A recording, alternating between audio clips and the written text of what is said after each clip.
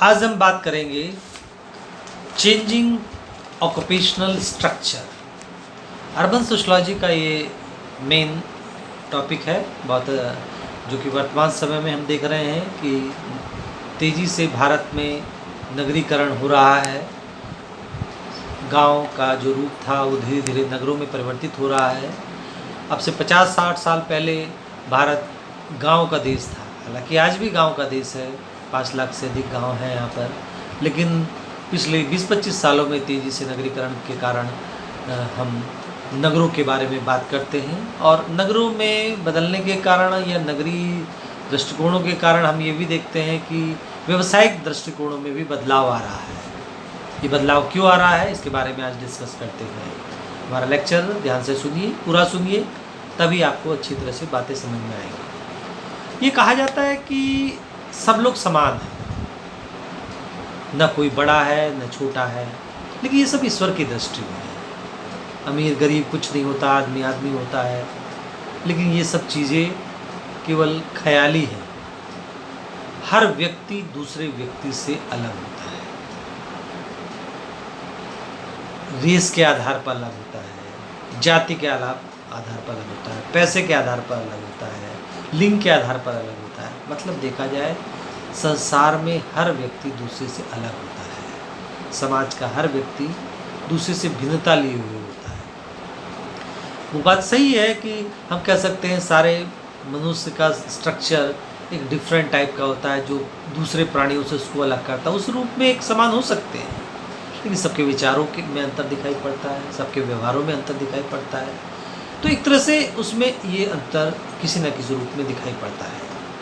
किसी के पास बहुत अधिक पैसा है, किसी के पास शक्ति है, फिजिकल स्ट्रेंथ है, किसी का सम्मान ज़्यादा है, किसी का सम्मान बिल्कुल नहीं है, किसी के पास पैसा बिल्कुल भी नहीं है, किसी के पास पावर बिल्कुल भी नहीं है। मतलब हमको इस रूप में अंतर दिखाई पड़ता है। समाज के विकास के साथ साथ व्यक्ति प्रत्येक चरण में परस्पर पद, शक्ति, धन, परिस्थिति आदि के आधार पर उसमें समानता पाई जाती है। जैसे जैसे व्यक्ति बड़ा होता है उसमें ये चीज़ें अलग अलग रूपों में डेवलप होती रहती हैं, यानी विकास के साथ साथ इस असमानता के कारण ही हमको भिन्नता दिखाई पड़ती है, हमको उसमें अंतर दिखाई पड़ता है। ये भिन्नताएं हम इस आधार पर समाज में भिन्न भिन्न समूहों में वो बटा रहता है। जैसे कि हम कह सकते हैं भिन्न भिन्न समूह में, भिन्न वर्गों में, कोई अमीर वर्ग है, कोई गरीब वर्ग है, कोई बुद्धिजीवी वर्ग है। मतलब उसमें चूँकि भिन्नताएं हैं, उन भिन्नताओं के कारण अनेक वर्गों का जन्म होता है, अनेक जातियों का जन्म होता है, अनेक स्तरों पर बनने की प्रक्रिया प्रारंभ होती है। मतलब इन भिन्नताओं के कारण ही ये तमाम तरह की चीज़ें, तमाम तरह के समूह हमको दिखाई पड़ते हैं। इन भिन्नताओं के आधार पर ही स्तरीकरण का जन्म होता है। तो सामाजिक स्तरीकरण क्या है? सामाजिक स्तरीकरण एक ऐसी दशा और स्तर को कहा जा सकता है जिसमें समाज में अनेक प्रकार के स्तर, श्रेणियां और वर्गों को परस्पर अंतर दिखाई पड़ता है। मतलब सामाजिक स्तरीकरण का रूप जैसे जैसे हम भिन्नता की बात करते हैं वैसे वैसे उस चीज़ को क्लियर करता है। इसके बाद बात आती है जो चेंज हो रहा है, जो बदल रहा है व्यवसायिक ढांचा, वो क्या है, क्यों बदल रहा है? अगर हम बात करते हैं 1750 से 1850 के बीच जो औद्योगिक क्रांति इंग्लैंड में हुई, उस क्रांति के फलस्वरूप राष्ट्रीय और अंतर्राष्ट्रीय स्तर पर, या कहा जाए इंग्लैंड और इंग्लैंड के आसपास की कंट्रीज़ और पूरे विश्व के स्तर पर, इस तरह की क्रांति का जो प्रभाव था अनेक देशों पे पड़ा। उसके आधार पर जो पहले का दृष्टिकोण था जिसमें कि कृषि पर आधारित व्यवस्था चल रही थी, वो बदल के एक नई व्यवस्था के रूप में डेवलप हुई। धीरे धीरे छोटे छोटे उद्योग धंधों से बड़े बड़े उद्योग धंधों का विकास हुआ, जिससे जीविका के अनेक तरह के विकल्प सामने आए। जीविका नई नई तरह की जॉब्स क्रिएट हुई। मतलब ये तेज़ी से औद्योगिकरण के फलस्वरूप दिखाई पड़ा। खेती के अलावा, या कहा जाए खेती छोड़ के हम व्यक्ति अन्य कार्य करने लगा, क्योंकि उसके साथ सामने विकल्प आए।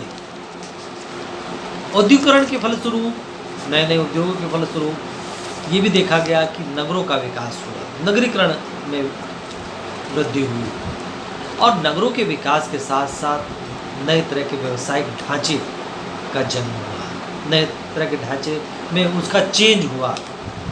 जो परंपरागत ढांचा गांव में चला रहा था उसमें बदलाव आया, उसमें परिवर्तन आया।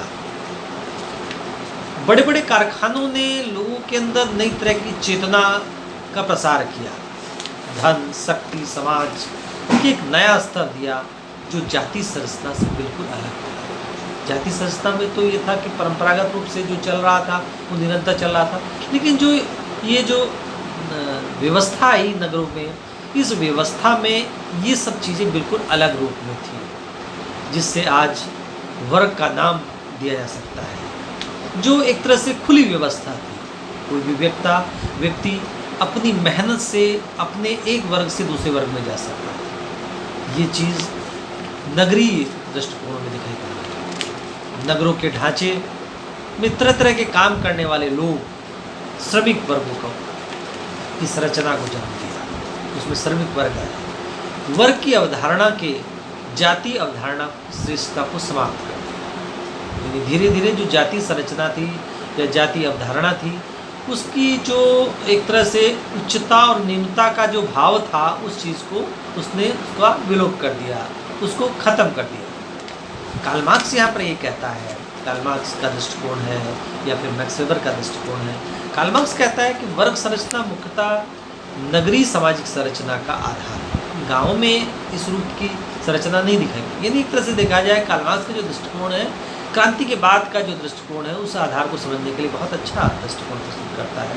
इस समय नगरों का आधार आर्थिक बन गया था। पूंजीपति और श्रमिक दो तरह के वर्ग दिखाई देते थे। अगर हम ये देखते हैं, पूंजीपति और श्रमिक के साथ साथ विकसित देशों में तो ये था, लेकिन विकासशील देशों में जो श्रमिक थे वो अन्य वर्गों में, अनेक उपवर्गों में बदलते चले गए। व्यवसाय की भिन्नता के साथ साथ तमाम तरह के नए तरह के पद, व्यवसाय, जैसे हम कह सकते हैं इंजीनियर, डॉक्टर, वैज्ञानिक, वकील, प्रबंधक आदि दिए। ये कुशल और योग्य, सक्षम, प्रतिभा संपन्न वर्ग का प्रतिनिधित्व करते हैं। मतलब एक तरह से ये सब नगरीकरण के फलस्वरूप हुआ, ये सब औद्योगिकरण के फलस्वरूप दिखाई पड़ा। इसी बात में मैक्स वेबर का कहना है कि वस्तुओं पर जो एक तरह से निर्भरता थी, वस्तुओं का जो दृष्टिकोण था, वो जिसके पास आमदनी की जो सुविधाएं थी नगरों में, उससे वर्गों का निर्धारण हुआ। वस्तु पर किसका कितना अधिकार है, उसके पास आमदनी कितनी है, किसके पास एक तरह से संपत्ति कितनी है। संपत्ति जिसके पास अधिक है, वस्तु पे अधिकार जिसका ज़्यादा है, एक तरह से उसकी आमदनी जितनी ज़्यादा है, उस तरह से वर्गों का निर्धारण किया गया। नगरों में जिसके पास जितना धन, उसका ही उतना ही बड़ा पद कहलाता है। मतलब उसको उसी आधार पर बड़ा या छोटा माना जाता है। यहीं पर अगर हम इस बात को समझने के लिए सामाजिक स्तरीकरण को भी समझें, सामाजिक स्तरीकरण एक तरह की श्रेणीबद्ध स्थिति अथवा व्यवस्था का नाम है, जिसमें कि समाज के व्यक्तियों की ऊंची अथवा नीची स्थिति दिखाई पड़ती है। कोई ऊंचा होता है, कोई नीचा होता है। ये एक तरह से श्रेणीबद्ध स्थिति है। सामाजिक श्रेणी का आधार व्यवसाय है, आय है, शिक्षा है, प्रजाति है, जाति है, वर्ग है आदि हो सकती है। इसके आधार पर अनेक श्रेणियां दिखाई पड़ती हैं।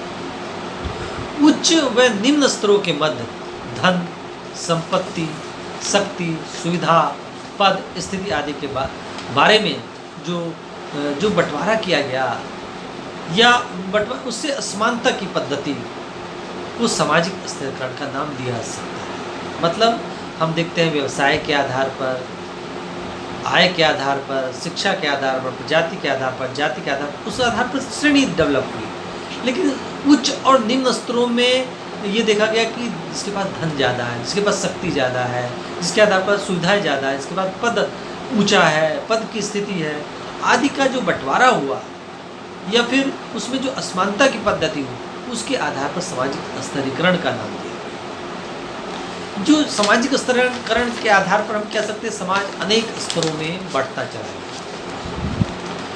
इस नए तरह का जो दृष्टिकोण हुआ, इससे हमको नगरों में एक नई नगरीय व्यवस्था डेवलप हुई, जो कि पहले ग्रामीण क्षेत्र में दिखाई पड़ती थी। इस नई नगरीय व्यवस्था में कई तरह के बिंदु दिखाई पड़े, स्थितियों में उतार चढ़ाव दिखाई पड़ा। ग्रामीण क्षेत्र में अगर हम बात करते हैं तो ग्रामीण क्षेत्र में स्थिति लगभग लगातार, उसमें मोबिलिटी नहीं थी, उसमें गतिशीलता का दृष्टिकोण नहीं था। लेकिन शहरों में गतिशीलता का दृष्टिकोण था, उसमें बदलाव का दृष्टिकोण था। जो जितनी मेहनत करता था उसके हिसाब से उसकी स्थिति में बदलाव होता रहता था, उतार चढ़ाव होता था। कभी अमीर गरीब बन जाता था, कभी गरीब अमीर बन जाता था। लेकिन जिसने जितनी अधिक मेहनत करी वो उतनी अधिक उन्नति करता चला जाता है। ये स्थितियों का उतार चढ़ाव ग्रामीण सामाजिक व्यवस्था में नहीं बल्कि नगरीय सामाजिक व्यवस्था में दिखाई पड़ता है। इसके साथ साथ गांव में चूँकि जातीय सिस्टम दिखाई पड़ता है, कोई कितना भी मेहनत कर ले अपनी कास्ट नहीं चेंज कर सकता। लेकिन शहरों में वर्गीय व्यवस्था दिखाई पड़ती है, तो उससे वर्ग चेतना ज़्यादा दिखाई पड़ती है। प्रत्येक व्यक्ति अपने वर्ग के प्रति उसमें चेतना दिखाई देती है। उद्योग और व्यवसायों का विशेषीकरण दिखाई पड़ता है शहरी व्यवस्था में, नगरीय व्यवस्था में। वहाँ पर स्पेशलाइजेशंस दिखाई पड़ता है, वर्गों में भिन्नताएँ दिखाई पड़ती हैं। नगरीय दृष्टिकोणों में भिन्नताएँ होती हैं, असमानताएँ दिखाई पड़ती हैं। और नए औद्योगिकरण के फलस्वरूप नगरीय वर्गों में वृद्धि होती है। यानी आज हमको अगर 10 वर्ग दिखाई दे रहे हैं तो कल को 20 वर्ग हो जाएंगे, 30 वर्ग हो जाएंगे। नए नए तरह के वर्गों का जन्म होता है, यानी स्पेशलाइजेशंस के आधार पर वर्ग दिखाई पड़ते हैं। एक तरह से ये सब चीज़ें ग्लोबलाइजेशन के आधार पर इसमें चेंजेस होती हैं, ग्लोबलाइजेशन के आधार पर उसमें बदलाव होता रहता है। और एक तरह से नए तरह का धनाढ्य वर्ग प्रस्तुत होता है, जिसके पास टैलेंट है, जिसके पास स्पेशलिस्ट है, जिसको केवल उसके पास पारंपरिक धनी नहीं, उसके पास टैलेंट है। वो सबसे एक नए तरह का धनाढ्य वर्ग दिखाई पड़ता है। तो इस तरह से ये दृष्टिकोण हमको नगरों में दिखाई पड़ा। ये दृष्टिकोणों के फलस्वरूप काफ़ी हद तक हम यहाँ पर ये देखते हैं कि नगरों का जो रूप है वो गांव से एकदम अलग दिखाई पड़ता है। तो ये जो नगरों का दृष्टिकोण आने से, औद्योगिकरण के फलस्वरूप नगरीकरण आने से ऑक्यूपेशनल स्ट्रक्चर में चेंज आया, ऑक्यूपेशनल स्ट्रक्चर में बदलाव आया। तो विशेष रूप से वर्ग पर इसका क्या प्रभाव पड़ा, जो बदला व्यावसायिक ढांचा था उसका वर्ग पे क्या प्रभाव पड़ा, उस पर अगर हम बातचीत करते हैं।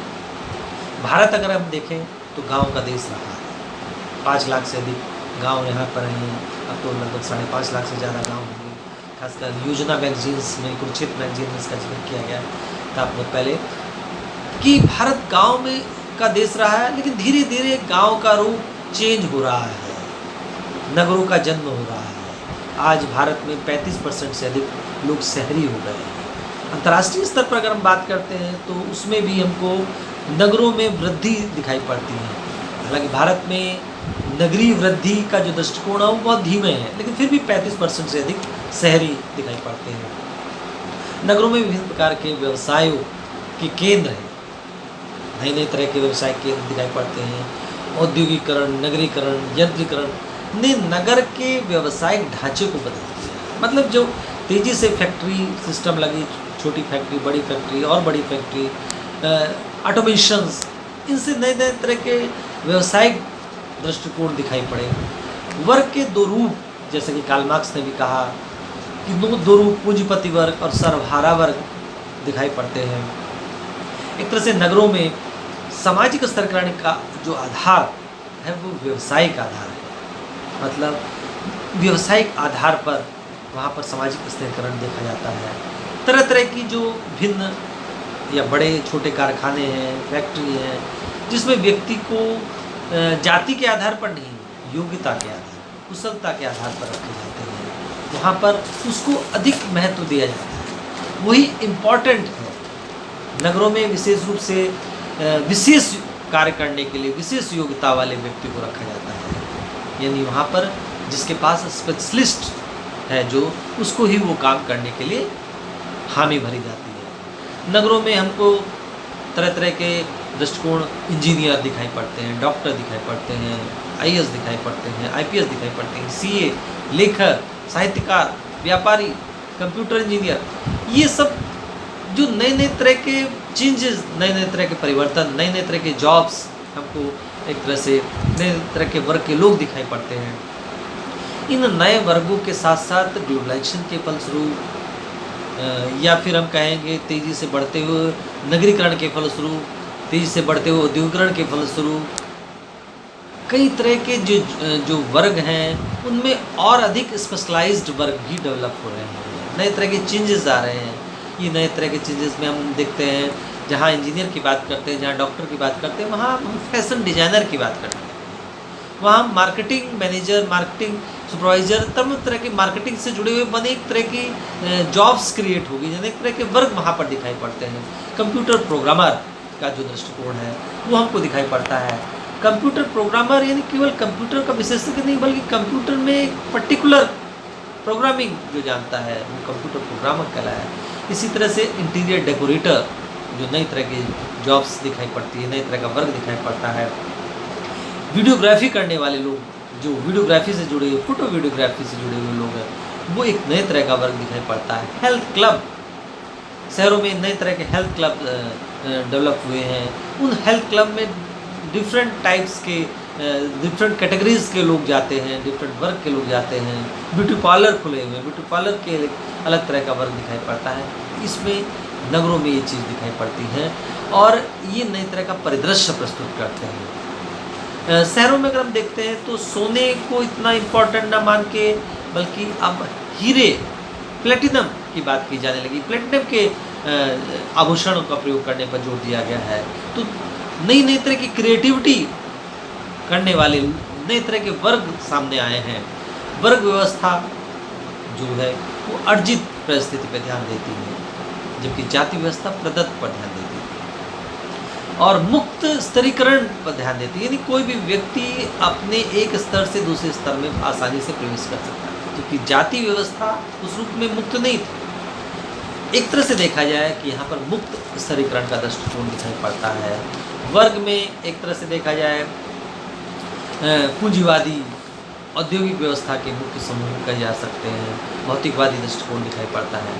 यानी वर्ग का जो रूप है वो भी एक नगरीय व्यवस्था में एक नए रूप में दिखाई पड़ता है। यह कहा जाए नगरों में वर्ग के आधार पर भी लोग ऊंचे या नीचे होते हैं। अगर हम नगरीय जाति व्यवस्था और स्तरीकरण पे बात करते हैं तो हम देखते हैं कि औद्योगिकरण के फलस्वरूप या नगरीकरण के फलस्वरूप जो तेज़ी से नगरीकरण हुआ, उसकी प्रगति हुई, उसने नगर का जो व्यावसायिक श्रेणी बनती चली गई। जाति व्यवस्था से जुड़ी जो परंपरागत प्रणाली थी वो नगर में धीरे धीरे समाप्त होती चली गई, क्योंकि नगरों में जाति को उतना इम्पोर्टेंस नहीं दी जाता जितना कि वर्ग को दिया जाता है। नगर में जाति के आधार पर नहीं, बल्कि विशेष रूप से स्पेशलिस्ट के आधार पर, स्पेशलिस्ट वर्ग के आधार पर जो अच्छी योग्यता, बड़ी योग्यता, स्पेशलिस्ट योग्यता है उसको महत्व दिया जाता है। बड़ी जातियों, छोटी जातियों से कोई मतलब नहीं। बड़ी जातियों के लोग, छोटी जातियों के लोग सब एक साथ मिलकर काम करते हैं।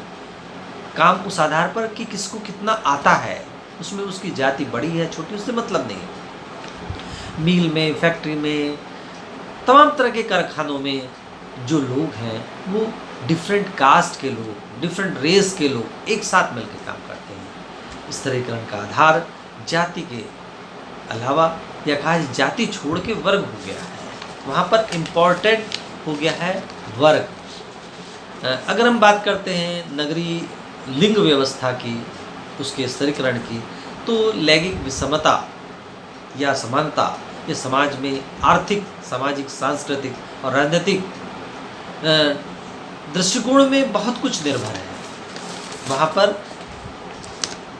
लिंग के आधार पर जो दृष्टिकोण है उस रूप में भेदभाव नहीं, लेकिन फिर भी जहाँ समाज में, जहाँ पर भी समाज होगा वहाँ स्त्री पुरुष जरूर होंगे, वहाँ समानताएं होंगी तो साथ में असमानताएं भी होंगी, विषमताएं भी होंगी। चाहे आदिम समाज हो या औद्योगिक समाज हो, व्यवसायिक समाज हो, धर्म के आधार पर और संपत्ति के आधार पर बल्कि धर्म के आधार पर इम्पोर्टेंट नहीं, बल्कि वहाँ पर धन और संपत्ति के आधार को इम्पोर्टेंट माना गया है।